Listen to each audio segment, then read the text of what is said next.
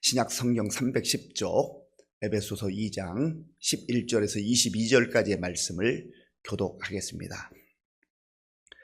그러므로 생각하라. 너희는 그때 육체로는 이방인이요 손으로 육체에 행한 할례를 받은 무리라 칭하는 자들로부터 할례를 받지 않은 무리라 칭함을 받는 자들이라. 그때에 너희는 그리스도 밖에 있었고 이스라엘 나라 밖의 사람이라. 약속의 언약들에 대하여는 외인이요 세상에서 소망이 없고 하나님도 없는 자이더니 이제는 전에 멀리 있던 너희가 그리스도 예수 안에서 그리스도의 피로 가까워졌느니라.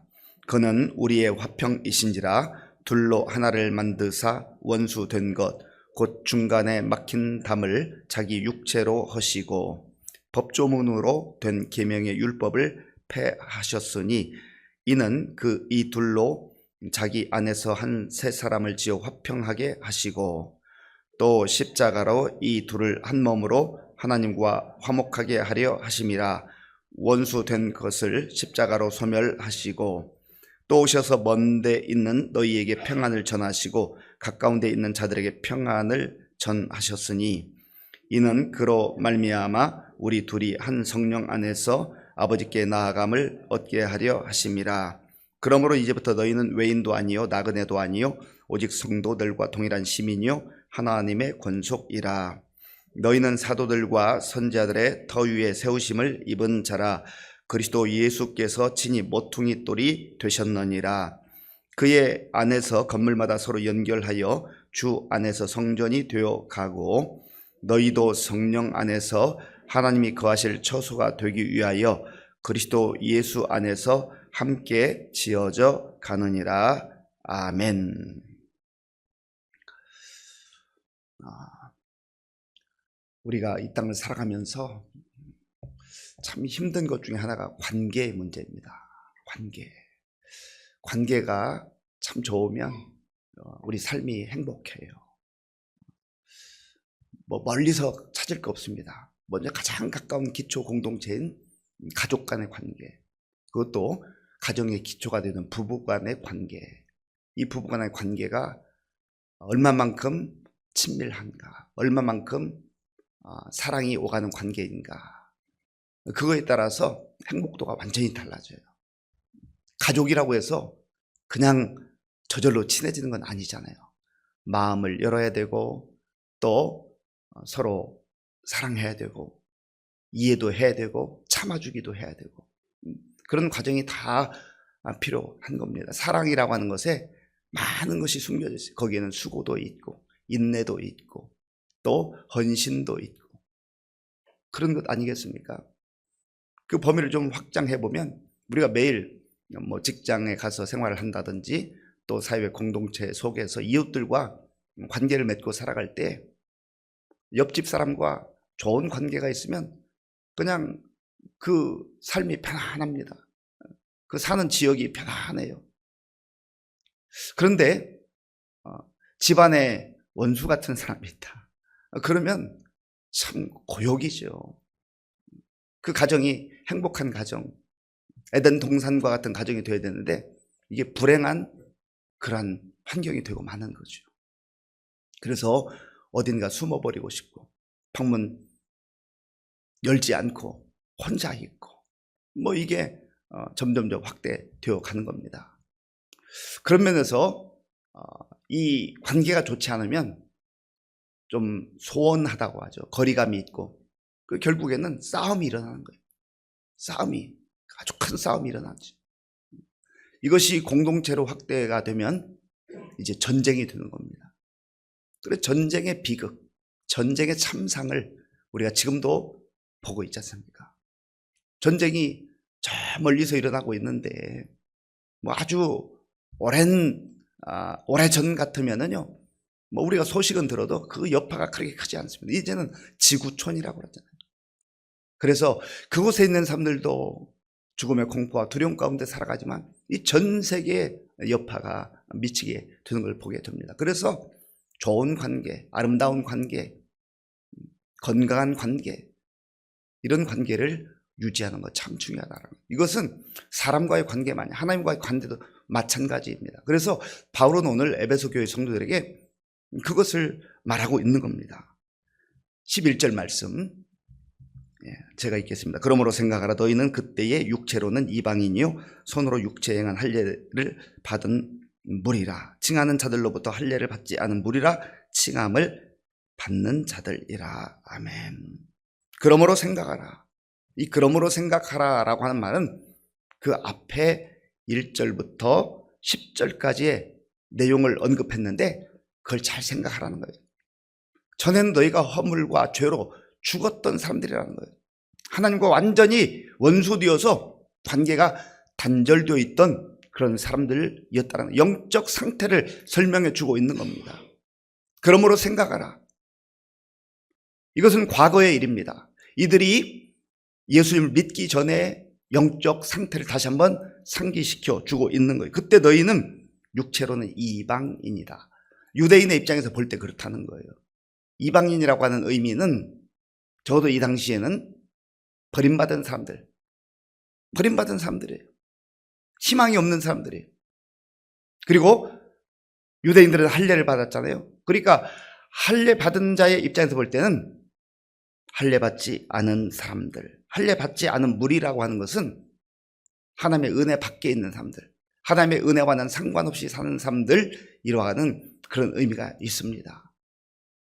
이 에베소 교회 성도들도 지금은 복음 안에 들어와 있지만, 예수님 안에 들어와 있지만 전에는 그런 상태였었다라는 거예요. 그래서 전에 그런 상태였다라고 하는 것을 기억하라고 하는 것은 지금 은혜 가운데 있다라는 것을 분명하게 알아야 한다라는 거죠. 그리고 12절은 좀 더 구체적으로 말합니다. 우리 12절 함께 읽겠습니다. 그때 너희는 그리스도 밖에 있었고 이스라엘 나라 밖의 사람이라. 약속의 언약들에 대하여는 외인이요 세상에서 소망이 없고 하나님도 없는 자이더니. 아멘. 그때라고 하는 것은 영적으로 하나님과 단절되어 있을 때, 그때를 말하는 거예요. 과거를 말하는 거예요. 우리 역사를 BC와 AD로 나누잖아요. 예수님 전의 역사, 그리고 예수님 이후의 역사. 그런 것처럼 우리 개인의 삶 가운데도 BC의 삶이 있고 AD의 인생이 있다는 겁니다. 아이고, 그때는 내가 무슨 희망으로 살았는지 몰라. 그때는 어떻게 살았는지 몰라. 단순히 힘들고 어려웠던 시절을 말하는 게 아니라 영적으로 완전히 하나님과 단절되어 있던 그 상태, 그때를 지금 바울은 에베소 교회 성도들에게 생각해 보라는 거예요. 그때는 어떤 상태예요? 그리스도 밖에 있었다. 그리스도가 길이시잖아요. 진리이시잖아요. 생명이시잖아요. 그러니까 길 밖에 있었다라는 것은, 예수님 밖에 있었다는, 그리스도 밖에 있었다는 말은 어디가 어딘지 모르니까 이리저리 방황하는 인생을 말해요. 열심히 산다고는 살지만 그저 열심히 산다는 그거 말고는 이리 갔다 저리 갔다 어디로 가야 될지 모르니까 방황한다는. 진리는 영원토록 변치 않는 게 진리입니다. 그런데 오늘은 이거를 붙잡았다가 내일은 다른 걸 붙잡았다가, 아침에는 이게 옳은 줄 알았는데 또 점심에 가보니까 그거 틀렸다라는 걸 느끼게 되는 거죠. 그게 바로 그리스도 밖에 있는 삶. 무엇보다도 그리스도이신 예수님께서 내가 생명이라고 그랬는데 생명 없는 삶, 죽은 삶이란, 영적으로 완전히 죽은 삶이라고 하는 겁니다. 그리고 이스라엘 나라 밖의 사람이라. 약속 없이 사는 사람들이라는 거예요. 그러니까 약속의 언약들에 대해서는 외인들이었다. 하나님의 약속과는 전혀 상관없는 상태에 있었다라는 거죠. 그리고 세상에서 소망이 없는 사람들이었고 하나님도 없는 사람이었다. 이 땅에 우리나라에 복음이 들어오기 전에도 사실은 이런 상태였잖아요. 선교사님들이 복음을 들고 들어오기 전에는 우리에게는 열심히 사는 삶은 있었지만 그러나 약속이 없는 사람들이었어요. 그러니까 어떻게 사는 것인지, 어떻게 사는 것이 잘 사는 건지 몰라요. 자기 나름대로 열심히는 살지만 그러나 하나님과 상관없는 삶, 소망이 없는 삶, 영원한 하나님 나라에 대한 약속이 없는 삶, 그런 삶을 살다가 처절하게 죽어갔다라고 하는 거예요. 지금 영적인 면에서 에베소 교회 성도들이 과거에 그 전에 예수 믿기 전에 그런 상태에 있었다라는 겁니다. 우리도 마찬가지죠. 저와 여러분들이 그저 교회 다니기 시작했다. 물론 어떤 사람은 그 시점이 명확하지 않을 수 있어요. 그러나 적어도 점진적으로 예수님 안에 들어오게 되고 진리 안에 거하게 되고 그리고 저 천성을 향하여서 마치 전로역정의 크리스찬처럼 그렇게 한 걸음 한 걸음 하나님 나라를 향하여서 나아가는 그런 삶이 되었다라는 것이죠. 그래서 그 BC의 인생과 AD의 인생을 분명하게 말해주고 있는 거예요. 13절 말씀, 14절 말씀. 13절, 14절 제가 읽겠습니다. 이제는 전에 멀리 있던 너희가 그리스도 예수 안에서 그리스도의 피로 가까워졌느니라. 그는 우리의 화평이신지라 둘로 하나를 만드사 원수된 것 곧 중간에 막힌 담을 자기 육체로 허시고 아멘. 이제는 이제 과거가 다 지나갔어요. 절망 가운데 살던 그 삶이, 어두움 가운데 살던 삶이, 죄 가운데 짓눌려 있던 그 삶이 다 지나갔다. 이제는 새로운 삶이 펼쳐졌다는 거예요. 왜 그렇습니까? 멀리 있던 너희가, 이것은 멀리 있었다라는 것은 하나님과 상관없이 살던 삶이라는 거예요. 그 앞에서 이미 설명한 그런 내용을 말하는 겁니다. 그런데 그리스도 예수 안에서 너희가 가까워졌느니라. 그리스도의 피로 가까워졌느니라. 하나님과 원수가 돼서 완전히 교류가 단절돼서 숨 막히는 상태에 있었는데 아무런 희망도 없었는데 이제는 가까워졌느니라. 큰 강이 흐르고 있습니다. 수영을 할 수 없어요. 그러니까 갈 수가 없으면 물에 들어가면 죽는 거죠. 빠져 죽는 거예요. 그런데 그게 십자가라고 하는 대교가 생깁니다. 대교. 내가 살던 이 세상에서 저 아버지의 영광의 나라로 십자가라고 하는 이 대교가 생긴 거예요. 그게 바로 십자가의 피입니다. 예수님의 보혈로 말미암아서 갈 수 없던 곳을 가게 됐다는 거예요. 없던 희망을 우리가 이제 찾게 됐다는 거예요. 하나님께서 그런 은혜를 베풀어 막힌 담이 무너지게 되었다. 예수님께서 십자가에서 달려 돌아가실 때 예루살렘 성전에 그 휘장, 성소와 지성소를 가로막고 있던 그 휘장이 위에서부터 아래를 쫙 갈라집니다. 이것은 아래에서 사람들이 아주 힘차게 잡아당겨도 갈라지기 어려운 거예요. 그런데 이것 역시 하나님의 기적입니다.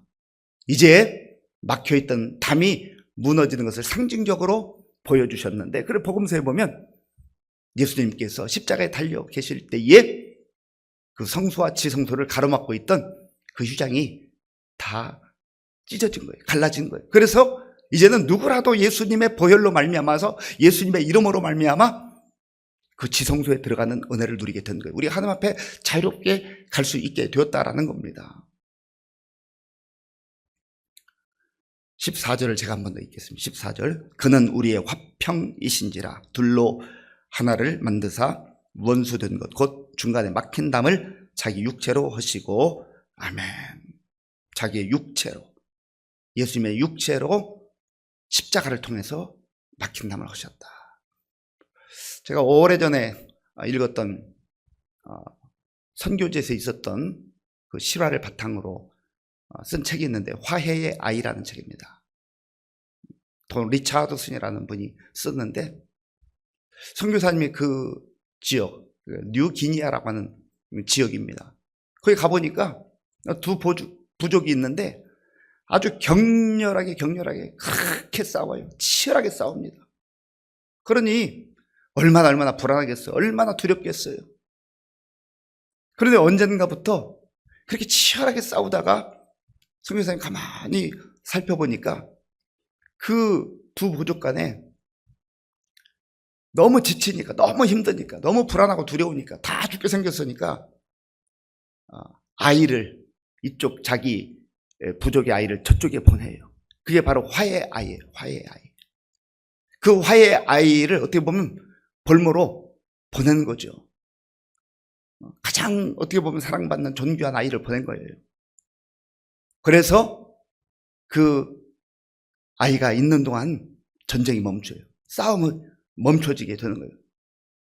그래서 선교사님이 그 독특한 문화를 알고 복음을 전한 거예요. 하나님과 우리 사이에 영적인 싸움이 있고 갈등이 있고 화해할 수 없을 때 하나님께서 마치 화해의 아이처럼 독생자 예수님을 이 땅에 보내주셨다. 그래서 그 예수님께서 십자가에서 죽으심으로 원수되었던 우리와 하나님의 그 관계가 이제 화평의 관계로, 화해의 관계로 그렇게 바뀌게 된 것이죠. 복음을 그렇게 설명하니까 자기들의 그 독특한 화해의 아이라고 하는 문화를 가지고 있었던 이 부족들이 아주 복음을 쉽게 이해했다라고 하는 그런 실화에 근거한 내용이 있습니다. 예수님께서 하나님과 우리 사이에 원수되었던 관계를, 그 문제를, 그 싸움을, 그 갈등을 해결하기 위해서 오신 거예요. 그래서 이 땅에 오셔서 친히 십자가에 오르심으로 말미암아서 하나님과 우리의 관계가 막힌 담이 무너지고 화평의 관계를 이루게 되었다라고 하는 겁니다. 그래서 계속해서 화목, 화평, 화목, 화평을 말하고 있어요. 자, 15절부터 17절까지 제가 읽겠습니다. 15절, 17절. 법조문으로 된 계명의 율법을 폐하셨으니 이는 이 둘로 자기 안에서 한 세 사람을 지어 화평하게 하시고, 화평하게 하시고 나오죠. 또 십자가로 이 둘을 한 몸으로 하나님과 화목하게 하려 하십니다. 하나님과 화목하게 하려 하십니다. 원소된 것을 십자가로 소멸하시고 또 오셔서 먼 데 있는 너희에게 평안을 전하시고 가까운 데 있는 자들에게 평안을 전하셨으니 아멘. 하나님께서 궁극적으로 우리에게 주시기를 원하는 것은 화평이에요. 평안이에요. 예수님 안에서만 이 평안을 누릴 수 있다는 거예요. 예수님 안에서만 하나님과 우리 사이가 화평한 관계로 들어갈 수 있다는 겁니다. 그래서 예수 믿으면 공통적으로 나타나는 현상이 마음이 편하다는 거예요. 어떤 성도님들은 교회 와서 익숙하지 않고 좀 낯설 수 있잖아요. 초신자니까. 그런데 예배드리면 그렇게 마음이 편하다는 거예요. 마음 편하다는 거예요. 하나님 주시는 특별한 은혜죠. 그런 은혜를 저와 여러분들이 지금 누리고 있는 거예요. 그리고 그것이 어떤 은혜인지 어떤 평안인지를 이제 이 십자가의 복음을 통해서 분명하게 구체적으로 알게 된다라고 하는 겁니다. 그러면 우리가 하나님과 화평한 관계를 예수 그리스도를 통해서 이루게 될 때 이제 우리는 어떤 존재인가를 좀 더 구체적으로 말씀하는데 그 내용이 19절에 있어요. 19절 우리 함께 읽겠습니다. 그러므로 이제부터 너희는 외인도 아니요 나그네도 아니요 오직 성도들과 동일한 시민이요 하나님의 권속이라. 아멘. 그래서 우리가 이제는 어떤 상태에 있고 어떤 존재인가를 분명하게 알아야 한다는 겁니다. 간혹 말씀드립니다만은 청소년들이 왜 방황하는 거예요? 내가 누구인가? 내가 왜 이 땅에서 살아야 되는 거지? 내가 왜 공부해야 되는 거지? 내가 어떤 존재인지? 어디로 가야 되지? 길을 모르고 그 이유와 목적을 모르면 방황하게 돼 있습니다. 그런데 청소년만 방황하냐고. 어른들도 마찬가지예요. 아무리 세월이 많이 흘러서 인생의 경륜은 쌓였지만 영적으로 이 막힌 담이 무너지지 않는다면, 하나님과 관계가 회복되지 않는다고 한다면 여전히 불안과 두려움 가운데 살아갈 수밖에 없다는 겁니다. 길을 잃고 방황할 수밖에 없다는 거예요. 그런데 이제는 예수님 안에서 성도가 되었고 하나님 나라의 시민권자가 되었고 하나님의 권속이, 하나님 백성이 되었다는 거예요.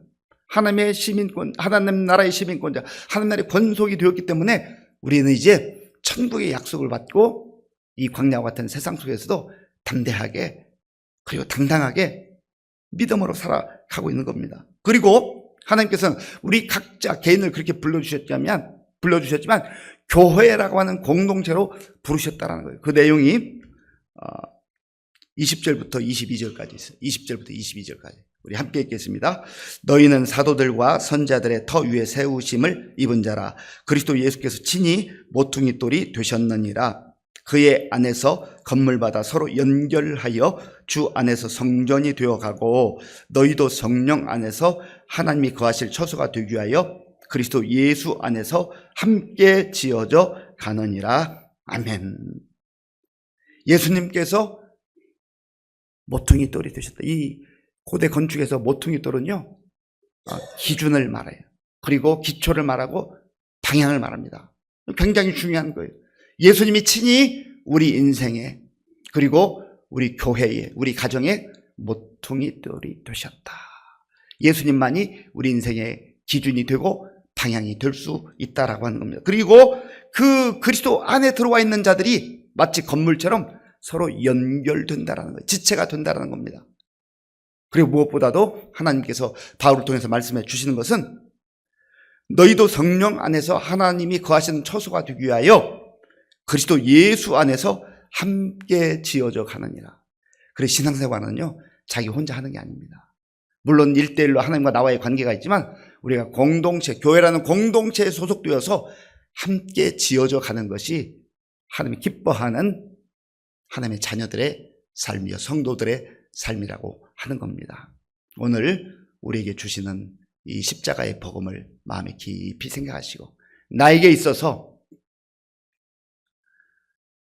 BC의 삶, 예수님 전의 삶, 예수 믿기 전의 삶과 AD의 삶, 예수 믿은 이후에 하나님 나라의 백성으로서 또 구원받은 자로서 하나님의 그 놀라운 은혜를 입은 자로서 살아가는 사람이 분명해야 돼요.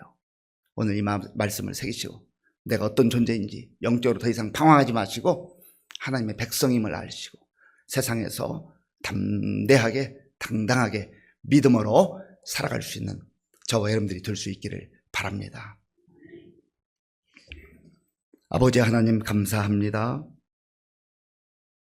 오늘도 새벽을 깨우며 주님 앞에 나와서 십자가의 복음을 듣게 하시니 감사합니다.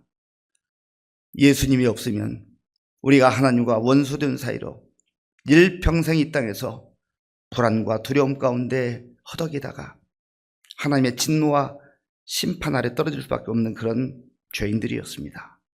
그러나 예수님께서 십자가를 지심으로 하나님과 우리 사이가 화평의 관계가 되었고 이제는 하나님 나라의 백성으로서 소망 가운데 살게 되었으니 얼마나 감사한지 알 수가 없습니다.